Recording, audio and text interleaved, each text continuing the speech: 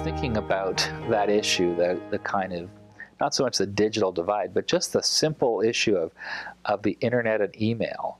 You know, when I worked at the American Psychological Association after OPRR and before I finished my PhD, that was one of the first times that I had email. And it was a very interesting and sort of quaint little tool. It wasn't an instrument of reason. The internet was non-existent. So this was the 1984, 85. It was sort of a quaint little tool that some people might play with. But we still went to the Library of Congress to look things up, in the stacks, and we went to big libraries that had books on shelves. And I feel like I'm aging myself, but that's that divide between before and after. I lived through that divide, and I think my generation can probably appreciate, like no other, what it was like to not have that tsunami of information available at your fingertips, and then to have it available to you at your fingertips. It was pretty hard to make sense of the difference, of the power of that difference, until you were literally faced with, I can now look something up from my desktop that I had to go down to Lowinger Library at Georgetown and wait in line and go up to the third floor and down the hall and on a shelf. That whole way of thinking and doing research has changed. And my kids, my daughter humorously reminded me of this experience. She went into a library at Indiana University in Bloomington, the actual physical library, and thought it was a really cool place, because they had books there.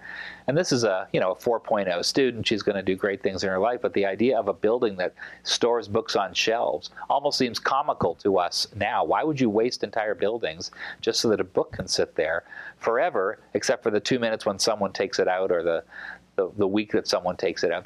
That space could be put to so much use. But to go back to your point about the information, I call it tsunami. There's just so much. I worry a little bit about our capacity to make our way through that mountain, because it's happening so quickly. I mean, stuff is happening. The proverbial, I read the story about red wine, it's good for you this week, and I read a story tomorrow and it's bad for you.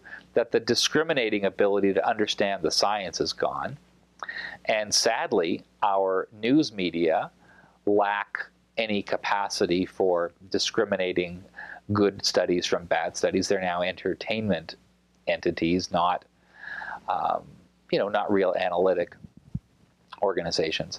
So I worry about how the information avalanche or tsunami is going to affect our ability to think about ethical issues. I mean, I really do. If you can have a student who in 5 minutes can go onto Google Scholar and find 5 papers that span the gamut from supporting a topic, stem cell research, to opposing it, and they assume that those papers are equally useful because they're published in a journal.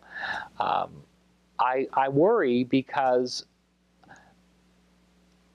there isn't that time between reading something, thinking about it, talking about it with other people.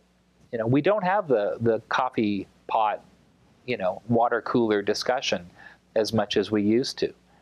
And I think that's because we're sitting in front of our tablets and our computers, and we're texting people and telling them, I read this really interesting thing about, the meteorite that exploded over Russia last year. There's a new paper in Nature.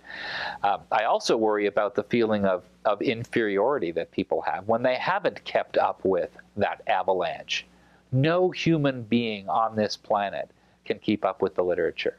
I don't care. They can't even keep up with the tables of contents that you can get, which is a cheating way of finding out what's in the literature. And I think what I worry about most is that will cause a kind of